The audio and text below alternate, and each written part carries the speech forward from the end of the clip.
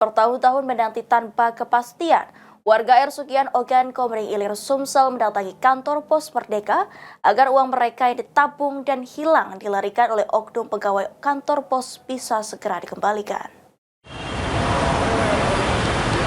Kedatangan warga Air Sugian Ogan Komering Ilir ke kantor Pos Merdeka guna menanyakan pengembalian uang milik mereka yang ditabung di Batara Pos namun hilang karena dilarikan oleh oknum pegawai kantor pos. Warga telah menunggu hampir 2 tahun tanpa ada kejelasan kapan uang milik mereka dikembalikan oleh pihak kantor pos karena uang tersebut sangatlah penting untuk dapat melangsungkan kehidupan berikutnya. Sujarwadi, salah satu warga, mengaku ada kurang lebih 104 warga Air Sugihan menabung di Batara Pos yang dikelola oleh salah satu oknum pegawai kantor pos dengan jumlah mencapai 4,7 miliar rupiah. Seiring waktu sudah ada hampir 42 warga dikembalikan uangnya dan sisanya belum dikembalikan dengan nominal 3 miliar rupiah. Warga sudah sering datang ke kantor pos tapi tanpa kejelasan kapan uang mereka dikembalikan. Sehingga dalam kejadian ini warga telah melapor ke program Lapor Mas Wapres serta juga berencana melapor ke Kementerian BUMN Erick Thohir agar hak mereka dibayarkan. Kami sudah melayangkan surat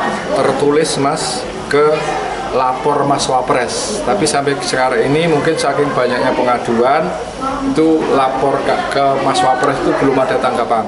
Sementara itu, pihak kantor Pos Merdeka menyampaikan jika mereka akan mengembalikan uang milik warga seutuhnya, namun masih menunggu sampai proses-proses hukum yang dilaporkan ke polisi selesai. Memang sedang dalam proses penyidikan di kepolisian, jadi kami menunggu proses itu selesai.